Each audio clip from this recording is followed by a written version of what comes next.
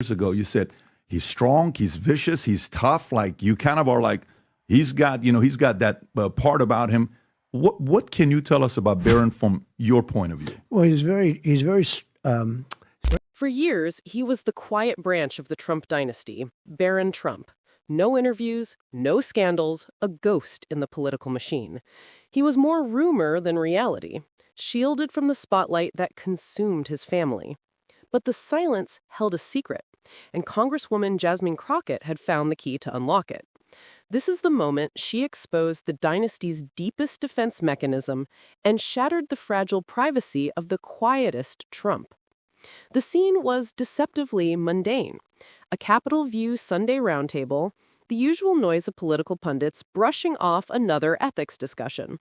Crockett, dressed in a Navy suit, sat still, coiled with tension.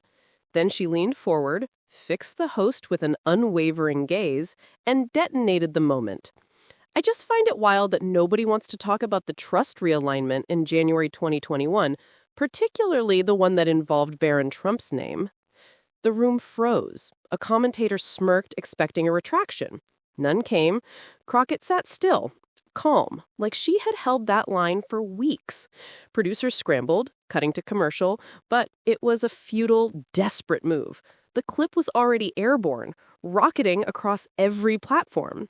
Also a guy who seemingly doesn't really necessarily care if somebody engages in these types of activities. So I know he's got something to hide. That's the only reason it's not out there. If this had anything to do with Democrats, baby, it would have been on day one. Why did those 12 words hit so hard? Because Crockett wasn't guessing. She was armed with a confidential file, a trust adjustment dated January 12th, 2021, during the last 8 days of power, with one name in the beneficiaries section, Barron William Trump. That single disclosure changed everything. If you believe political accountability should apply to everyone, smash that like button and subscribe now. We want to give a shout out to our most loyal viewers. Comment right now where you are watching from. For Crockett, a lawyer by trade, this was not just odd, it was strategic. His name inserted at the precise moment to shield family wealth from impending scrutiny. Staffers warned her, "You're dragging a kid into politics." But Crockett's rebuttal was absolute.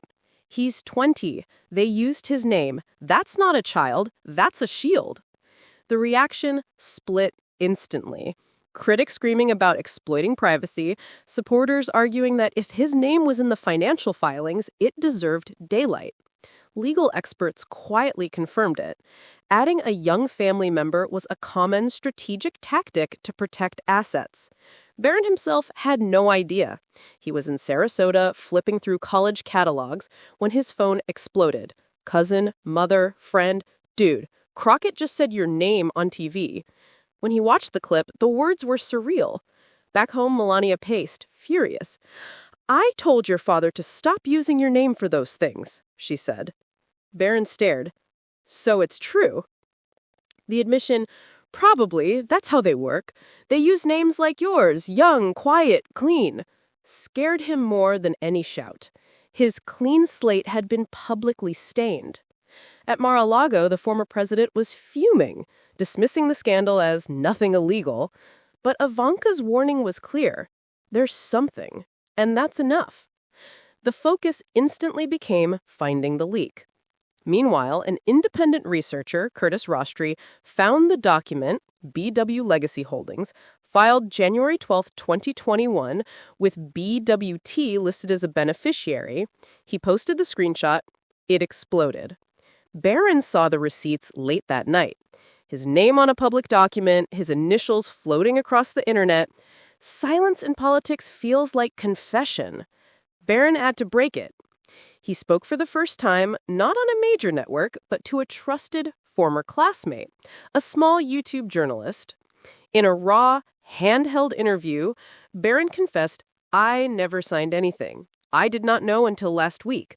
Don't use my name like I agreed to this. I didn't." He added, quietly, "It's weird seeing people talk about you like you're either a victim or a villain. I'm not either. I'm just trying to be normal." That clip went more viral than Crockett's original statement. #LetBarron Speak trended for hours.